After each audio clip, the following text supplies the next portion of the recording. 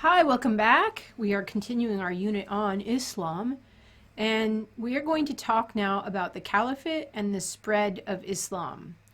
I don't know if I have a question for you from this. It's a bit of history and their dates, and I don't want to make you memorize dates, but I do want to tell you about how Islam spreads from the Arabian Peninsula to the whole world. How does that happen? So the caliphate is the political leader, the leader of Islam, the head of Islam. And we talked about when Muhammad died, it was unexpected, and they didn't have someone in line to be the leader. I need to back up and say Islam is a universal religion, and there's a process of conversion. When you convert, you affirm the 5 pillars of Islam, which we went over last time. Remember the 5 pillars: recitation of the creed, prayers 5 times a day, giving of alms, Ramadan fast, pilgrimage to Mecca, and you hold to the teachings of the Quran. Now, the Islam goes out into the world, and that's how you convert. But the leaders lead in the expansion of Islam. So these 4 are called the rightly guided caliphs. This is the order of succession of the caliphs after the death of Muhammad. And we also talked about there was a split in Islam over the rightly guided leaders. So this is the line of succession. When Muhammad dies, Abu Bakr becomes the leader of Islam.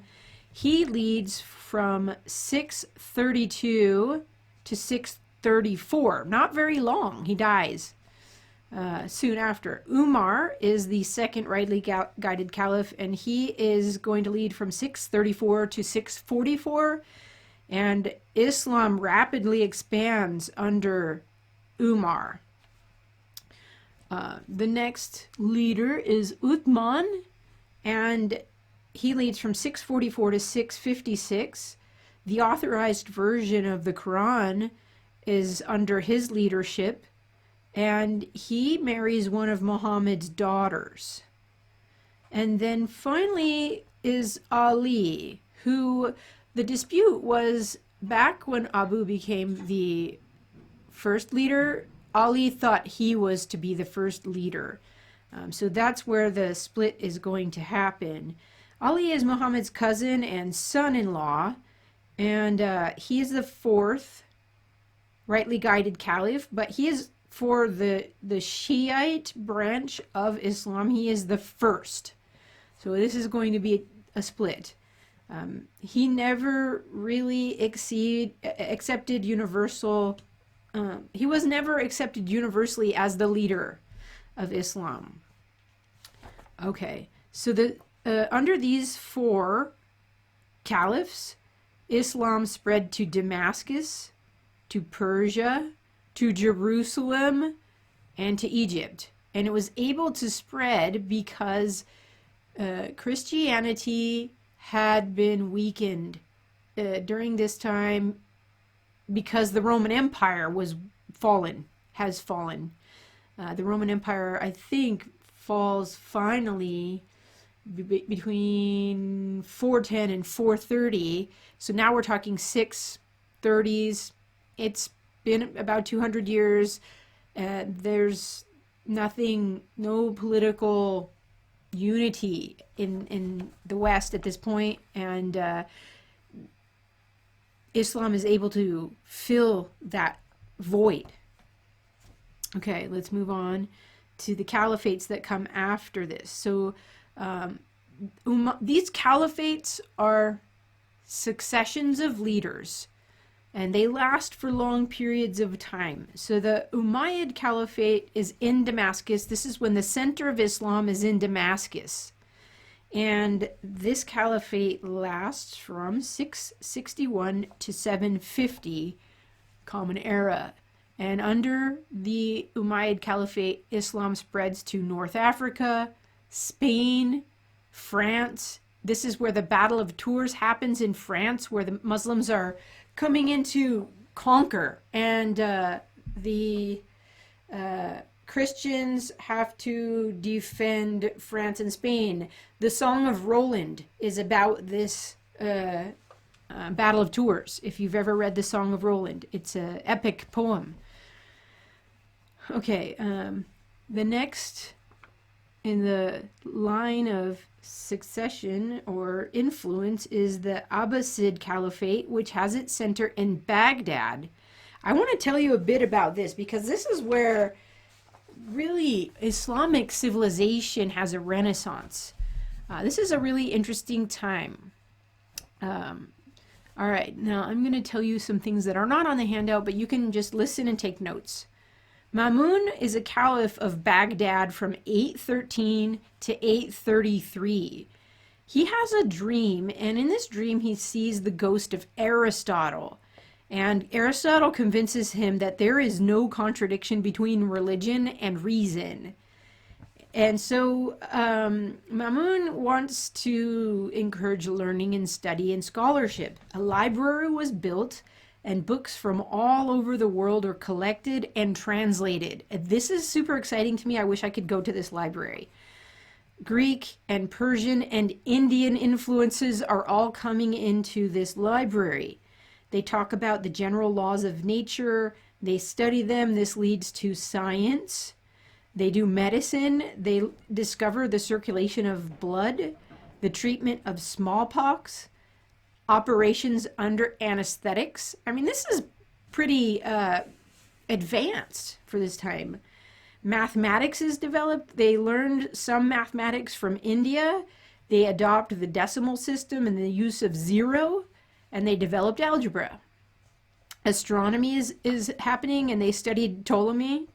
Geography is happening. They made atlases, travel guides, calculated the circumference and diameter of the earth. They expand in commerce and trade, music, art, architecture. They have beautiful architecture. Philosophy happens, and this is where we have Averroes, Avicenna, and they are bringing a return of Aristotle back to the West. So there's this really interesting time in philosophy under this dynasty where the philosophers of Islam are addressing the philosophers in Judaism and Christianity, and they're engaged in this really great discussion about the nature of God and the created order. Now, what happens, let me see where I need to add a couple more things here. Dates. Did I give you the dates? Let me back up. 750 to 1258. And what happens is that Baghdad is sacked in 1258 by the Mongols, and that begins the general decline of this intellectual flourishing in Islam, which is pretty sad.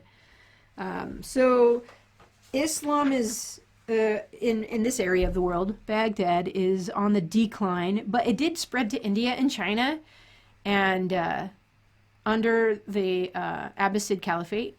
So what happens after that is the rise of the Mamelucan Turks in Egypt, and this is until the 16th century, and Islam spreads to Indonesia and some of the Pacific Islands. And then the Ottoman Turks come to be the leaders of Islam, and they are going to lead until World War I. The end of the caliphate happens in 1924 by Ataturk in Turkey. And this is when really Islam is faced head on with the secular world. What kind of leadership, what kind of government should Islam be under in the global situation? So after World War I, this is a world war. Some of the Muslim countries are involved. We really get this national sense and change in the modern world of how nations interact with one another. So there's the modern challenge to Islam. But before we talk about Islam in the modern world, I want to talk about the divisions in Islam. Let's go down a little bit on this handout. There are three major divisions in Islam. And I'm going to talk about that from another handout. Notes. I have handwritten notes. Sometimes I can't read my own writing. I know, it's crazy. Okay, three main divisions. I will ask you this in an exam question. What are the three major divisions in Islam? And I'll say explain each. So here are the divisions: Sunni, Shiite, Sufi, and listen for details. All right, so Sunnis are the largest party, largest sect of Islam. Probably about 85% of Muslims are Sunni around the world. They are traditionalists, and they are divided into 4 schools of law. That's what you see here, these 4 schools of law, or fiqh.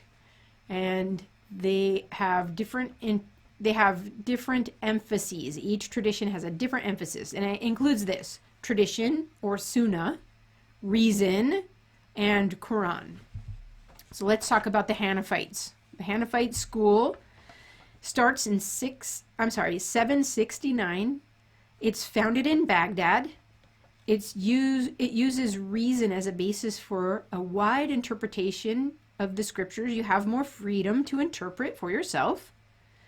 It is regarded as the most liberal and flexible of Sunni schools. So it's a school for translating the law found in the Quran, and reason is used with liberality to interpret. The next school is the Malikite school. It is started around 795. It is founded in Medina. It's popular in North Africa. It supports the tradition of Medina as Islam's first capital. Remember, this is where Muhammad flees to Medina to escape persecution from the Meccans, and then he goes back to Mecca later.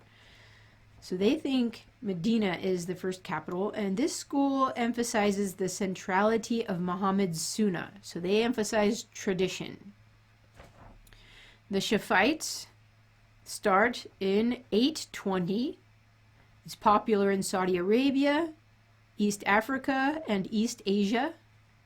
They devised a classical theory of law and attempted to standardize a vocabulary and method for interpreting the law found in the Quran. And the Hanbalites are the last group. They start in 855. They're founded in Baghdad, and they're popular in Saudi Arabia. This school is popular in Saudi Arabia and is the most conservative of the 4 schools. Sunni theology, when developed, is called kalam. Kalam means theology. A little side note about kalam: those philosophers I mentioned that were doing philosophy based on Aristotle in Baghdad, they developed proofs for the existence of God, or tried to. One of them is called the Kalam cosmological argument, in which they try to argue that the world must have had a beginning. That argument has been revived and popularized today. So if you do philosophy of religion, at least if I teach it, you will learn the Kalam argument. And that was coming from the Sunnis in Baghdad doing Aristotelian stuff. Okay, let's talk about the Shiites. The Shiites is the party of Ali. Remember, he's the 4th rightly guided caliph. This is the major alternative to Sunni Islam. All Shiites claim loyalty to Muhammad's cousin Ali, who's the 4th caliph. Shia equals party or faction. That's what it means, faction. And they differ from the Sunnis on the nature and source of religious authority. So there's going to be a disagreement on the meaning and the end of Islamic history, and the content and sources of Muhammad's Sunnah, the rightly trod path, right? So they're going to disagree. The Shiites are going to disagree with the Sufis on matters of the meaning of Islam, the goal of Islam, the history of Islam, the content and sources of tradition, okay? They are going to teach that revelation continues after Muhammad through imams. So remember, originally, or I guess maybe the Sunnis would think this, Muhammad is the last prophet. But they're going to say God continues to provide revelations through imams. These are representatives of God on earth. And they claim there have been 11 and will be one more according to some people. So there's going to be a division between the 7ers and the 12ers. Imams are giving new revelations. There are, for the 7ers, there's only 7 imams that have come after Muhammad. For the 11ers, there are 11 that have come, but there's going to be a 12th. And this is a division within Shiite Islam. So let's talk about those. The 12ers are the largest of the Shiite sects. There are probably about 1 billion Muslims in the world, and the Shiites are the largest of that 15% portion that are Shiite. So I don't know, what are we talking? Maybe 10% of Muslims? They recognize 12 true imams, the first being Ali, the last is the Mahdi, M-A-H-D-I. He is the messianic imam of the future, and he will usher in the end times, the end of time. The prophets and the imams are sinless and they're infallible. Okay, this is very different than the Sunnis believe. The Shiites, unlike Sunnis who believe in the plain sense of the Quran, believe that without the imams, Muslims have only a limited and distorted fragment of the meaning of the Quran. The imams clarify its meaning. They can illuminate its hidden meaning. Those who first rejected Ali were the ones who wrote down the Quran, and so they distorted it. Ali was the first imam and had a proper interpretation of Muhammad's Sunnah. So that's the difference, right? The imam is primarily a spiritual leader, but he has the right to be a political leader for the Shiites. The Shiites expect that political and religious authority will be united when the time is right, but this will require that large numbers of Sunni Muslims convert to the true faith of Shiism. So this is why there's a division in Islam between Shiites and Sunnis, and you often see it in areas of the world like Iran, Iraq, Saudi Arabia. All right, and some political leaders today that are Muslim think that possibly we could help usher in the end times, and that's a little bit of a scary idea to some people.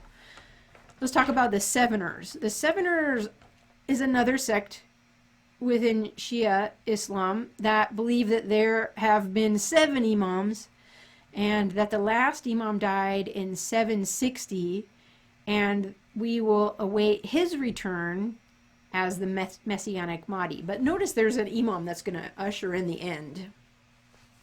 Okay, so there's a hidden meaning. The Mahdi is the end times, the last prophet, or the last prophet that returns.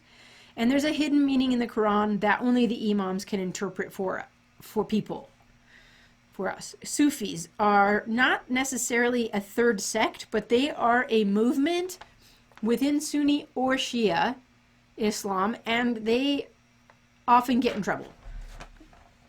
So the Sufis are mystical Muslims. This is an alternative to worldly and practical Islam. Islam can get very focused on ritual, doing the law. And this is a more emotional side. Just like in Hinduism, we saw the devotional side of Hinduism, the bhakti. This is like bhakti, but for Islam. It's mystical, and there's ascetic practices, denial of the body, denial of pleasures. And the goal of those ascetic practices is a mystical union with God, to experience God. We can't know God as he is, but we can maybe experience God. And they do dancing. The whirling dervish is a kind of dancing where one works themselves up into a frenzy through dancing. And the goal is, again, to be united with the divine. Now, the problem with Sufi religion is that it tends to be kind of pantheistic. Pantheism is God is all and all is God. And Orthodox Islam really rejects that. So the Sufis have been persecuted by Sunni and Shiites. They have saints, and they tend to worship saints as a means of, I don't know, religious practice. So Sufi Islam is known for creating poetry, creating dances, and beauty as a way of approaching God and being united with God. So there are mystical practices in all the religions, including Islam. So I think I'm going to pause here, and then we will wrap up our discussion of Islam with a discussion of Islam and the modern world.